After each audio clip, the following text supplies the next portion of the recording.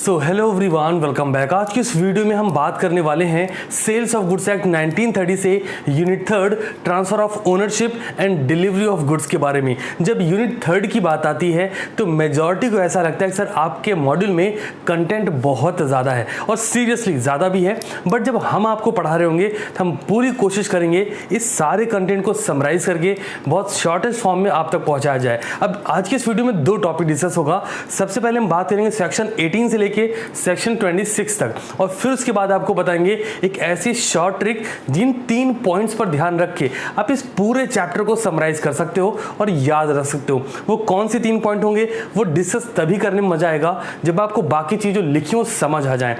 Because जब हम बात करेंगे ट्रांसफर ऑफ ओनरशिप की, मतलब सिंपल है, कहते हैं ना, वो एक स्टेटमेंट दिया आता है कि यार देखो, अगर ओनरशिप आपके पास आई तो ओनरशिप के साथ साथ रिस्क भी आपको मिल चुका है। कहते हैं ना पासिंग ऑफ रिस्क, तो रिस्क किसको पास होगा? जिसको ओनरशिप पास होगी। अगर ये मार्कर आज खराब होगा तो ये लाइक हमारी ओनरशिप में है तो रिस्क भी हमारा होगा। बट कैसा होगा? डिलीवरेबल स्टेट क्या क्या है वो डिफरेंट कैटेगरीज में है, वो डिस्कस करेंगे। उनसे पहले जान लेते हैं जो मेजर टर्म है। देखिए, अ कॉन्ट्रैक्ट ऑफ सेल। जब हम कॉन्ट्रैक्ट ऑफ सेल की बात करेंगे, जिन बच्चों ने लास्ट क्लास नहीं अटेम्प्ट करी, हालांकि डे 5 पर आज पहुंच चुके हैं, मोटिवेशन लेवल वहीं का वहीं बना हुआ है, ये अपने आप में बहुत ही कमाल है।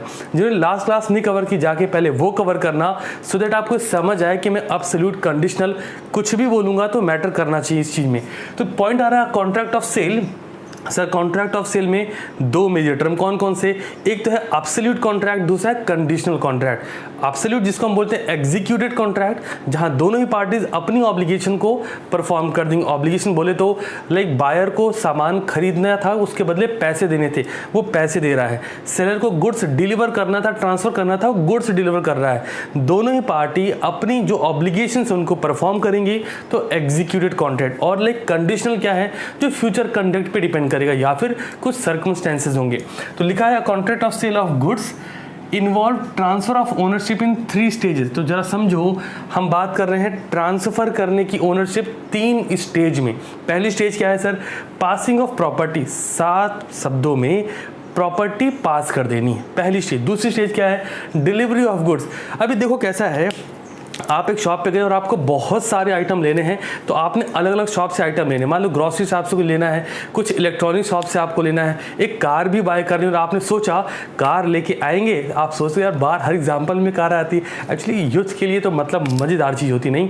तो आप कार लेके आएंगे, ग्रॉसरी शॉप से ग्रॉसरी का आइटम उठाएंगे, इलेक्ट्रॉनिक शॉप से इलेक्ट्रॉनिक का आइटम उठाएंगे, स्टेशनरी शॉप से स्टेशनरी का आइटम उठाएंगे और मस्त लेके घर आ जाएंगे। बट इन बिटवीन कार लेके आप चले, ग्रॉसरी शॉप से आइटम उठाया, लाइक इलेक्ट्रॉनिक शॉप पे जब आप पहुंचे तो पता लगा इलेक्ट्रॉनिक की शॉर्ट सर्किट की वजह से कुछ आग सी लग गई वहां पे। अब ये सिनेरियो अगर क्रिएट हुआ तो आप समझो डिलीवरी ऑफ गुड्स हो पाई क्या? आंसर आया नहीं। क्यों सर?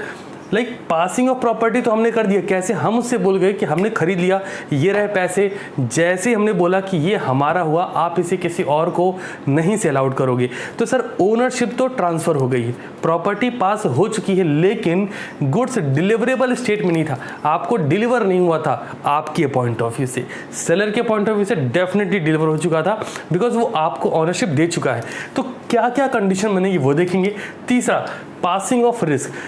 रिस्क की जब भी बात आएगी तो हमेशा समझो रिस्क फॉलो ओनरशिप। ओनरशिप जिसकी, रिस्क उसका। तो इन्हीं से रिलेटेड मैं आपको बताने वाला हूँ 3 ऐसे points after covering this topic.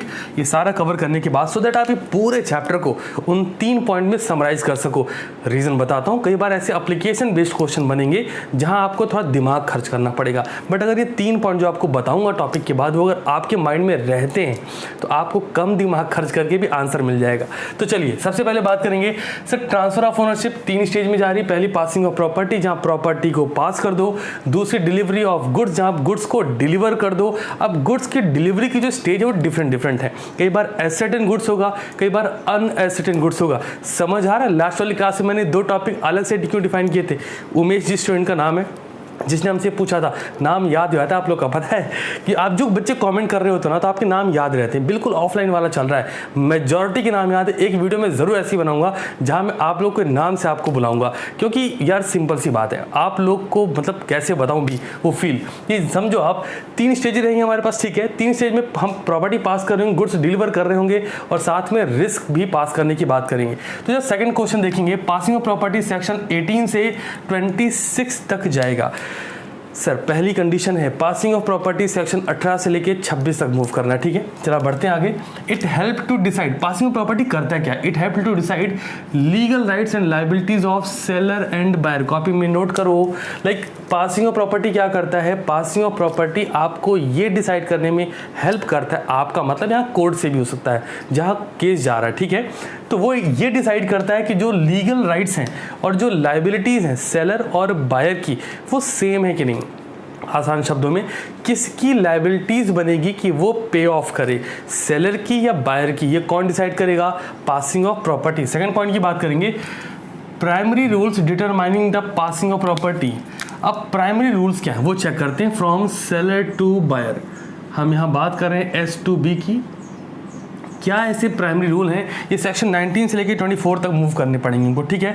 तो सेक्शन 19 का मेजर पार्ट पढ़ेंगे, फिर उसके अंडर में सेक्शन 20, 21, 22 ध्यान से देखना, ये मेजर पार्ट होगा, ठीक है। जो साइड में लिख रखा है मैंने वो उसके अंडर में जाएगा। क्लियर? चलो चेक करते हैं। पहला पॉइंट, प्रॉपर्टी स्पेसिफिक और ascertain goods passed when intend to pass. Sir समझना, मॉड्यूल साथ रख के बैठो। आज आपका मॉड्यूल हमने भी ले रखा है सो दैट आपको कन्फ्यूज़न ना हो, है ना। कई बार बच्चा कहता है सर वो पढ़ा दिया सर ने, नहीं, मॉड्यूल साथ रखेंगे तो आपको क्लैरिटी थोड़ी ज़्यादा रहेगी।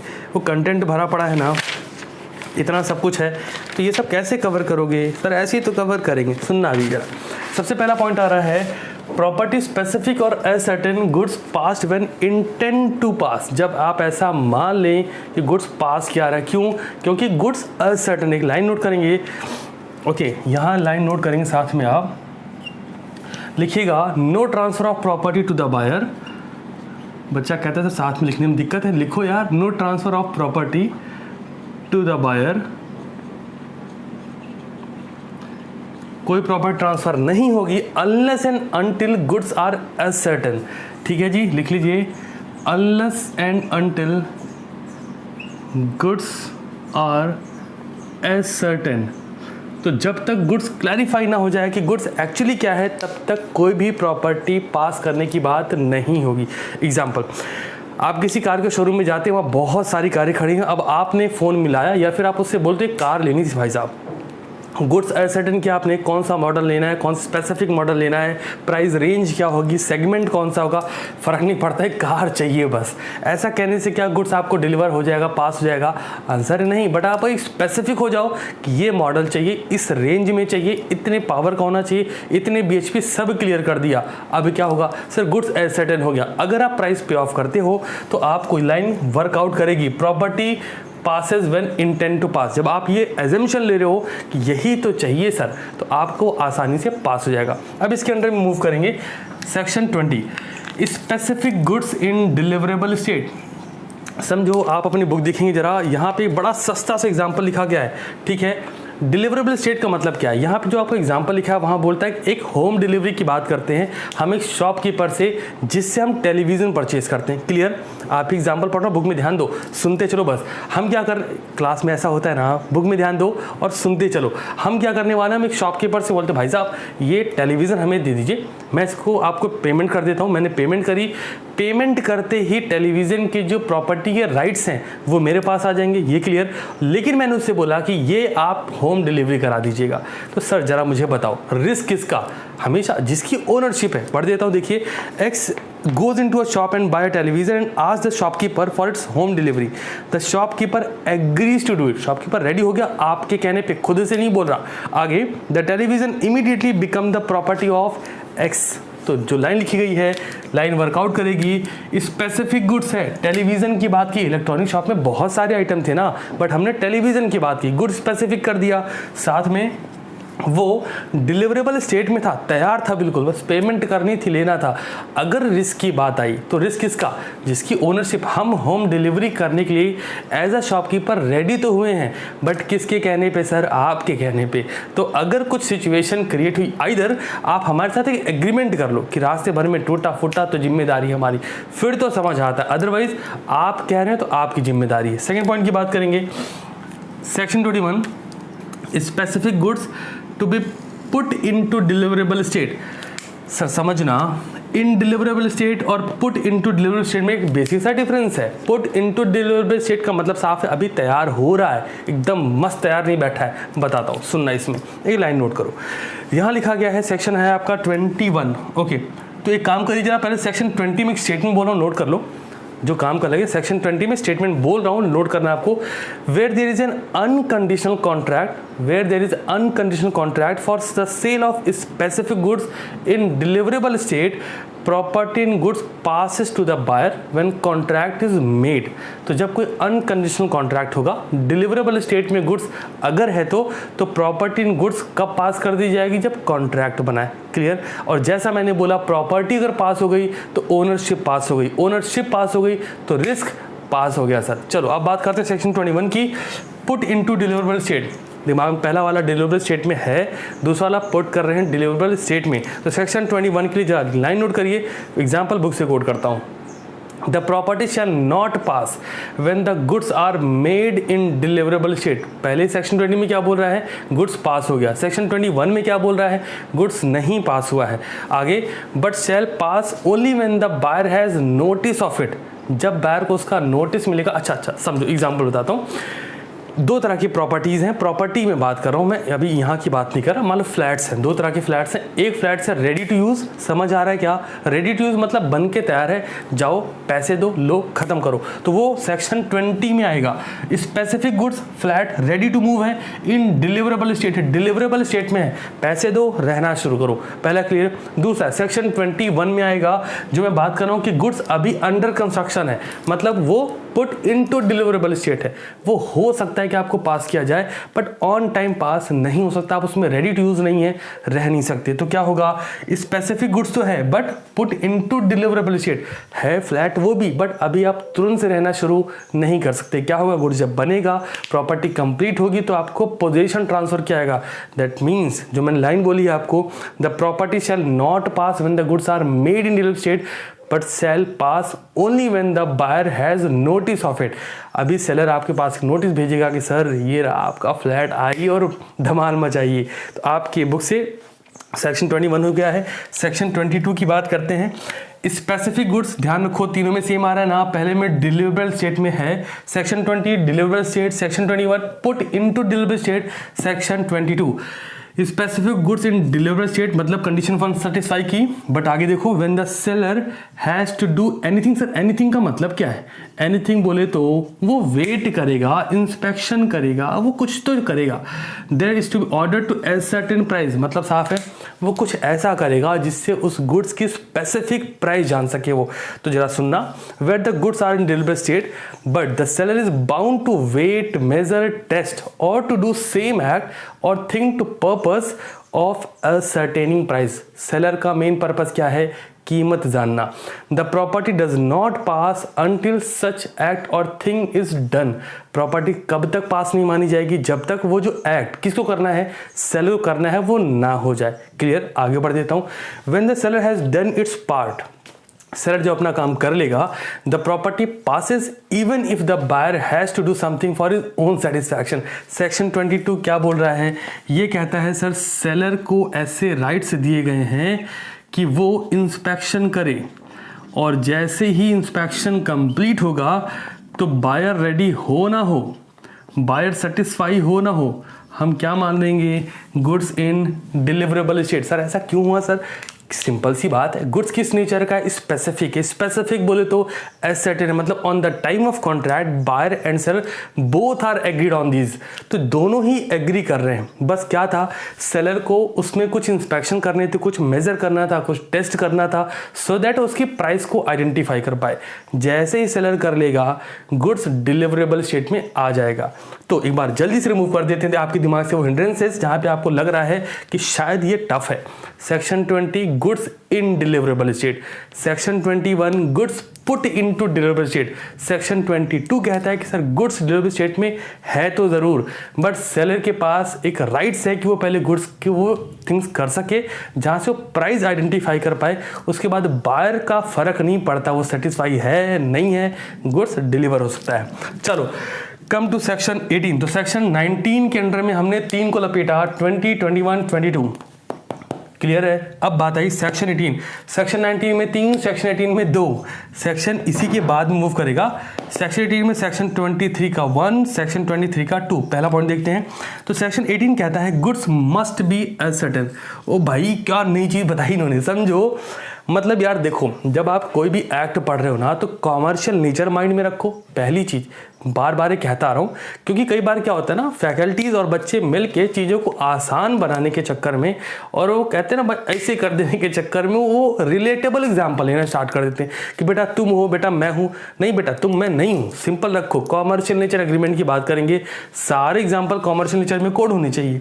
तो जब बोलता है गुड्स मस्ट बी अनसर्टेन, ये कहना चाह रहे हैं कि गुड्स अनसर्टेन हो। सेक्शन 18 कह रहा है यार एक बात बताओ, as a buyer with agreement with contract आपने कुछ परचेज करना है, वो प्रॉपर्टी की बात कर लो, ठीक है, व्हीकल की बात कर लो, कुछ भी ऐसा जिसमें कागजात लगते हैं। अब आप बोलो सर डेयरी मिल्क खाने गए, नहीं एग्जाम्पल कोड नहीं हो सकता, बिकॉज डेयरी मिल्क खाने जाओगे तो आप एग्रीमेंट नहीं करोगे।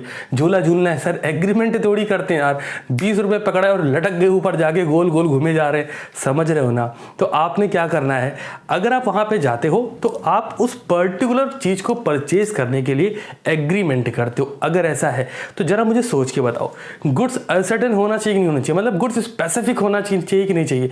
एग्जाम्पल चलो कार का ले लेते हैं, आपने कार परचेज करनी है तो वो कार स्पेसिफिक होनी चाहिए कि नहीं होनी चाहिए। ऐसा कि बस अरे कोई भी दे दो यार, कोई बात नहीं, कद्दू थोड़ी ले रहे हो यार, कार ले रहे हो, समझ आ रहा है कि नहीं। मतलब स्पेसिफिक होना चाहिए, यही वाला मॉडल, यही वाला कलर, ये मैन्युफैक्चरिंग ईयर, मुझे इतनी पावर की, ये सारी चीजें आप उसमें देखोगे, मतलब गुड्स स्पेसिफिक हुआ।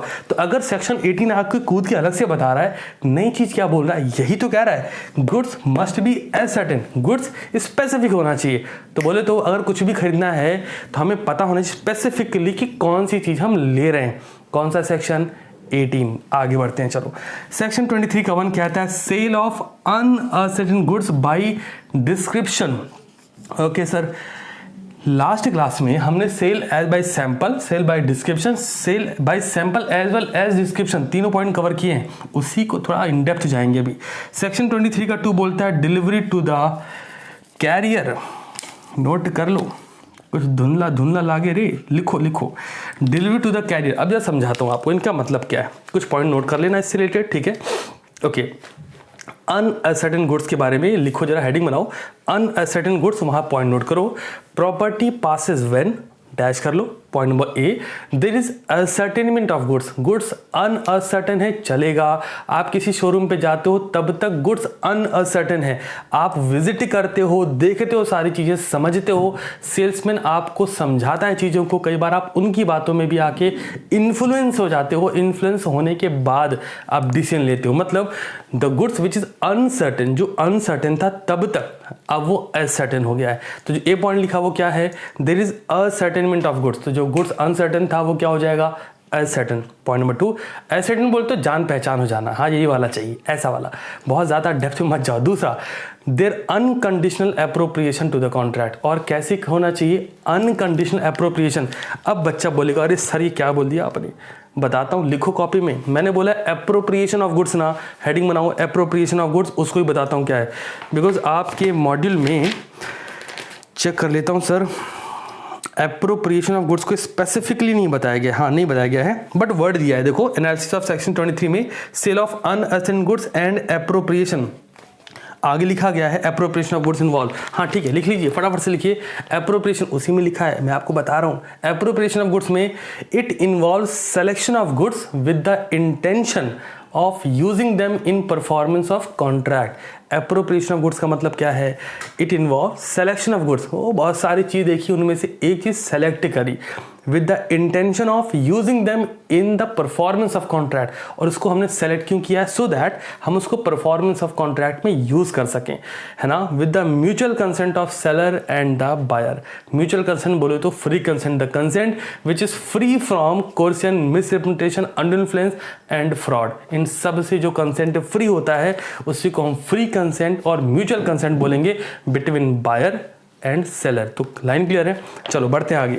नेक्स्ट पॉइंट हमारे पास अवेलेबल है sir, delivery to the carrier. Obvious सी बात है सर, कैरियर से डिलीवरी अगर हम दे रहे हैं तो कंडीशनल क्या है यहाँ पे? सिंपल सी बात है कि यहाँ पे झेलेगा कौन? सर जिसने बोला है। एक बात दिमाग में रखेंगे, 3 पॉइंट अभी आपको बताने ना मुझे। हाँ जी चलो अभी बताता हूँ 3 पॉइंट क्या क्या है। एक बात दिमाग में रखेंगे बड़ी ही बेसिक सी, माल जिसका नुकसान उसका। और यहाँ पे माल जिसका सा मतलब है ओनरशिप जिसकी, लॉस उसका। क्लियर है? बढ़ते हैं आगे। तो नेक्स्ट पॉइंट हमारे पास है सेक्शन 24 में जाके, गुड्स सेंट ऑन अप्रूवल और ऑन सेल और रिटर्न बेसिस। और भाई अकाउंट वाला चैप्टर आ गया नहीं? ठीक है यार, 3 से 4 नंबर का चैप्टर बेचारा पढ़ाया जाएगा अकाउंट में, चिंता ना करो। पढ़ते हैं पहले होता क्या है। Goods sent on approval, sale और रिटर्न। अप्रूवल बोले तो है क्या? एक बायर है, वो आता है और वो बोलता है कि ये सामान मैं ले जा रहा हूं, जब मैं इसे सेटिस्फाई हो जाऊंगा मैं आपको बताऊंगा मुझे चाहिए, तो हम बोलेंगे सेल हो गई। दूसरा बायर है, वो दूसरा एग्जांपल ले रहा हूं, दूसरा बायर आता है, बोलता है मैं इसको लेके जा रहा हूं, अगर मुझे लगा तो इस टाइम तक मैं अगर आपको रिटर्न कर दूंगा, फिर तो समझना कि गुड्स में रिटर्न करूंगा। अदरवाइज अगर टाइम इलैप्स होता है, टाइम खत्म होता है, तो आप समझ लेना कि ये प्रॉपर्टी मैंने बाय कर ली। क्लियर? अब लिखना जरा इसी कंडीशन में सेक्शन 24 में लिखना है आपको, गुड्स सेंट ऑन अप्रूवल और सेल और पैटर्न बेसिस या रिटर्न बेसिस। तो पहली लाइन बनाइए, प्रॉपर्टी पासेस। प्रॉपर्टी कब पास होगी? तो condition number A, when buyer signifies his approval और एक्सेप्टेंस टू द सेलर। जब बायर अपनी अप्रूवल को सिग्निफाई करेगा, किसे? सेलर को। ऐसा नहीं कि ऊपर वाले को बता रहा हो है ना, ए चांद तुझे क्या लगता है, नहीं चलेगा। किसको बताना है? बायर। किसके लिए रिस्पॉन्सिबल है? सेलर के लिए। क्यों रिस्पॉन्सिबल है सर? अगर कोई रिस्क, कोई अनसर्टेनिटी हुई तो बायर क्लेम किस पे करने जाएगा? चांद पे कि सेलर पे? ऑब्वियस सी बात है सेलर पे। तो पहला पॉइंट क्या आ रहा है? When buyer signifies his approval और एक्सेप्टेंस टू द सेलर। जैसे ही ऐसा होगा तो हम मान लेंगे जो अप्रूवल या रिटर्न बेसिस पे था वो क्या हो चुका है, कन्वर्ट होके सेल हो गया सर। बी पॉइंट लिखिए, when he does any act adopting the transaction. अच्छा समझना, आपने क्या किया? कॉमर्शियल नेचर से आपने शर्ट्स परचेस करी, ठीक है। कॉमर्शियल नेचर का मतलब एग्रीमेंट के थ्रू परचेस की, ब्रांड वैल्यू के through, under brand name purchase की, और आप उसको पहन के जाते हो और सेलर बोलता है भाई साहब कैसा लग रहा है। मतलब साफ है, आपने ऐसा एक्ट परफॉर्म कर दिया है सो दैट सेलर समझ गया है कि चंगा है, बिल्कुल चंगा है। कभी सेलर आपको ऐसा बोलता नहीं भाई साहब ये आप पे अच्छा नहीं लग रहा। हमेशा जो कलर आप चूज करते हो सर बहुत कमाल, सर आपकी पसंद बड़ी अच्छी है। इन्फ्लुएंसिंग मार्केटिंग है। तीसरा पॉइंट सुनो, और आपको लगता है आपकी सच में अच्छी नहीं है, मैं ऐसा नहीं कह रहा हूँ। तीसरा सुनो, if it does not signify the approval or acceptance to the seller but retain the goods beyond a reasonable time। Sir यहाँ पे reasonable time बड़ी बार बच्चे कंफ्यूज होते हैं। सर ये क्या है? reasonable time, reasonable time are differ from person to person, seller to seller, buyer to buyer. It's always decide on the time of contract or on the time of agreement or on the time of mutual consent। मतलब साफ है, जब हम cell और return basis की बात कर रहे हैं उस वक्त हम डिसाइड कर लेंगे भाई साहब कितने दिन में आप लौटाओगे। कोई सेलर ऐसा थोड़ी बोलता है अच्छा ले जाओ, जब पसंद आए ठीक है, नहीं पसंद आए कोई बात नहीं बता देना, ऐसा नहीं, हम उसी वक्त डिसाइड कर लेंगे। तो अगर आपने रीजनेबल टाइम में सेलर को गुड्स रिटर्न नहीं किया तो भी सेलर मान लिया कि गुड्स सेल आउट हो चुका है। सर आखिरी के 2 पॉइंट आपके मॉडल में अच्छे से नहीं प्रिंट हैं बट जानना बेहद इंपॉर्टेंट है, और बस इसी के तुरंत बाद बात करेंगे उन 3 पॉइंट की। सेल फॉर कैश ओनली और रिटर्न। क्या पता लग रहा है इससे? सेल फॉर कैश ओनली और रिटर्न मतलब साहब रोकड़ा दो नहीं तो सामान लौटाओ। तो लिखो जरा, property passes only when the cash is paid for. मतलब क्या हुआ? प्रॉपर्टी तभी पास होगी जब आप कैश पेमेंट करोगे, अदरवाइज रिटर्न करो, नहीं चाहिए निकलो तुम यहाँ से। चलो आखिरी है कंडीशनल एप्रोप्रिएशन। तो इसको सुन लेंगे जल्दी से। When the seller reserves the right of disposal until certain condition are fulfilled, क्या हो रहा है, जब सेलर राइट्स अपने पास रख रहा है कब तक के लिए, जब तक कोई स्पेसिफिक कंडीशन फुलफिल ना हो जाए। The property then will not pass to the buyer till the condition impose if any by the seller has been fulfilled. तो आसान शब्दों में कंडीशनल एप्रोप्रिएशन क्या कहती है कि प्रॉपर्टी तब तक ट्रांसफ़र तब तक पास नहीं होगी जब तक स्पेसिफिक कंडीशन फुलफिल ना हो जाए। सर यहाँ तक हमने बात कर ली, अब जरा पहले 3 पॉइंट की बात कर लें, फिर सेक्शन 26 भी आपको बता दूंगा जो कि बहुत ही सस्ता है। सेक्शन 26 में क्या बोला गया है, पासिंग ऑफ रिस्क, है ना। और क्वेश्चंस जो एप्लीकेशन बेस्ड बनते हैं ना, मेजॉरिटी टाइम इस टॉपिक पे बनते हैं। सेक्शन 26 क्या बोलता है, रिस्क पासेस विथ प्रॉपर्टी, मतलब रिस्क फॉलो ओनरशिप। जिसका सामान होगा, जिसकी प्रॉपर्टी होगी, जिसकी ओनरशिप होगी, रिस्क उसी का होगा। तो सर आइडेंटिफाई करने के लिए आइए जरा देखते हैं वो 3 पॉइंट जो आपने जानना बेहद ज़रूरी है। सर अगर हमें ये आइडेंटिफाई करना है कि रिस्क किसका, तो सबसे पहला पॉइंट हमें 3 पॉइंट पर फोकस रखना है। और ये 3 पॉइंट अगर आप समझते हैं तो कोई भी प्रैक्टिकल क्वेश्चन बनेगा, एप्लीकेशन बेस्ड क्वेश्चन बनेगा, तो आप आराम से आंसर कर लेंगे। मतलब स्टूडेंट को फोकस करना है 3 पॉइंट पर। सर पॉइंट नंबर 1, ओनरशिप किसकी है। मतलब आप पूरा क्वेश्चन रीड कर रहे हो और पूरे क्वेश्चन में एक फोकस जरूर होना चाहिए कि जो भी एप्लीकेशन, जो प्रैक्टिकलिटी बन रही है हमारे सामने हमारे पेपर में, उसमें ओनरशिप किसकी है, मतलब इसका राइट्स किसके पास है। सर दूसरा, ओनरशिप के बाद हमें जो दूसरा देखना है वो है टाइम ऑफ ट्रांसफर। सर इसका मतलब क्या है। सर आप देखो, हमने बहुत सारे एग्जाम्पल आपके सामने कोट करे, आप अभी भी मैं टास्क भी दूंगा, आप मॉडल से एग्जाम्पल पढ़ेंगे, आपको एक बात समझ आएगी कि टाइम एक बड़ा इसेंशियल एलिमेंट है। जब हम ये डिसाइड कर रहे होंगे कि रिस्क इसका, एग्जाम्पल के लिए हम बात कर रहे हैं कि हमने तुरंत सामान लिया, तुरंत पैसे दिए, तुरंत सामान लेके गए और रास्ते में कुछ नुकसान हुआ, तो टाइम ऑफ डिलीवरी उसी वक्त हो गई। टाइम ऑफ डिलीवरी हुई मतलब ओनरशिप ट्रांसफ़र हो गई, ओनरशिप ट्रांसफ़र हो गई, टाइम ऑफ डिलीवरी उसी वक्त हो गई, तो रिस्क भी ट्रांसफर हो गया। सेकंड कंडीशन चेक कर लो आप। यहाँ पे हम क्या करें, हम बोले भाई साहब सामान रखो, बहुत सारे काम है, वापस से आके ले जाएंगे। अभी time of delivery, time of transfer नहीं है, ट्रांसफर नहीं हुआ, लेकिन रिस्क हमारे ऊपर है। क्यों, ओनरशिप तो हम लेके जा ही रहे हैं। थर्ड कंडीशन, ओनरशिप हम नहीं ले, हम बोले ठीक है रखिए, देखते हैं हमें लेना है कि नहीं लेना है। अब यहाँ पे condition I time of transfer, transfer नहीं हुआ तो ओनरशिप नहीं गई, ओनरशिप नहीं गई तो रिस्क नहीं गया। सर तीसरा पॉइंट, ये बेहद इंपॉर्टेंट है, पार्टी इन डिफॉल्ट, ये जरूर जानिए। तो 3 पॉइंट जाने, सर ओनरशिप किसकी है, टाइम ऑफ ट्रांसफर क्या है और कौन सी पार्टी डिफॉल्ट में है, कौन सी पार्टी की वजह से केस फाइल हो रहा है, सेलर या बायर कौन गलती कर रहा है, उसके बिहाफ पे हम डिसाइड करेंगे केस कैसे बनेगा। चलिए सेक्शन 26 जल्दी से बताता हूँ, उसके 2 एक्सेप्शन हैं सस्ते सस्ते से, वो जान लीजिए। सबसे पहले सेक्शन 26 में बोला गया है पासिंग ऑफ रिस्क, सेक्शन 26 समझ आया क्या, क्या बोला sir, passing of risk section 26। इसमें क्या बोलते हैं, रिस्क फॉलो ओनरशिप, जिसका माल होगा उसी पर रिस्क लगना है, सिंपल है। या फिर रिस्क पासेस विथ प्रॉपर्टी, मतलब जैसी प्रॉपर्टी उठा के तुम्हें देंगे ना, साथ में हिडन कमांड में रिस्क भी तुमको दे देंगे। समझ आ रहा है। एक्सेप्शन सुनना आप, if there is delay of delivery due to fault of seller और बायर, फिर से बोल रहा हूँ, इफ देर इज डिले, ये एक्सेप्शन बता रहा हूँ, if there is delay of delivery due to fault of seller और buyer, the goods shall at the risk of the party in default. कुछ समझ आ रहा है क्या, गुड्स किस पर रिस्क पे जाएगा, जिसकी वजह से डिफॉल्ट हुआ है। As regard loss which might not have arise but for the default, मतलब साफ है, डिफॉल्ट ऑफ द पार्टी, जो पार्टी की वजह से गुड्स के डिलीवरी में डिले हुआ, उसकी वजह से जिसको लॉस हुआ, जो पार्टी डिफॉल्ट में होगी वो लॉस बियर करेगी, वो रिस्क बियर करेगी। Second exception, the duties and liabilities of the seller and buyer as bailee of goods for the other party remain unaffected even when the risk has passed in general.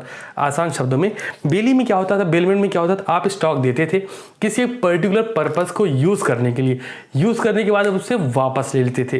तो जो ये है ना passing of ownership, ये इसका exception है। क्यों है सर, क्योंकि हमने दिया, आप यूज़ कर रहे हो। एग्जाम्पल, आप किसी एक वर्कशॉप पे जाते हो, वहाँ उन्हें बोलते हो कि भाई साहब एक ट्रैवल एजेंसी से मिलते हो, हमें कार चाहिए थी और हमको गोवा तक जाना है, वापस हम आएंगे, तो आपको गुड्स ट्रांसफ़र तो किया गया बट ओनरशिप नहीं दी गई। आपको बेलमेंट दिया गया है कि ले जाओ, यूज़ करो, वापस आके हमें रिटर्न कर देना, तो ओनरशिप नहीं दी गई आपको, समझना, गुड्स ट्रांसफ़र नहीं हुआ है। अब ये एक तरह का एक्सेप्शन है। क्यों सर? टाइम ऑफ ट्रांसफ़र हमने तुरंत आपको गाड़ी थमा दी कि भाई साहब ले जाओ, मज़े मारो आप, है ना, लेकिन पार्टी इन डिफ़ॉल्ट गाड़ी ठोकोगे तो पैसे तो आपको भरने पड़ेंगे सर। तो that's all from my side. आपको ये समझ आया 18 से 26 तक क्या बोला गया है। एक बात ध्यान रखना, 19 के अंडर में 3, 18 के अंडर में 2 और 24 के अंडर में कुछ नहीं, है ना, ये अलग पॉइंट्स हैं। इसके बाद 3 पॉइंट पे ध्यान रखना, ओनरशिप किसकी, कौन सी पार्टी डिफ़ॉल्ट में है और टाइम ऑफ ट्रांसफ़र क्या है।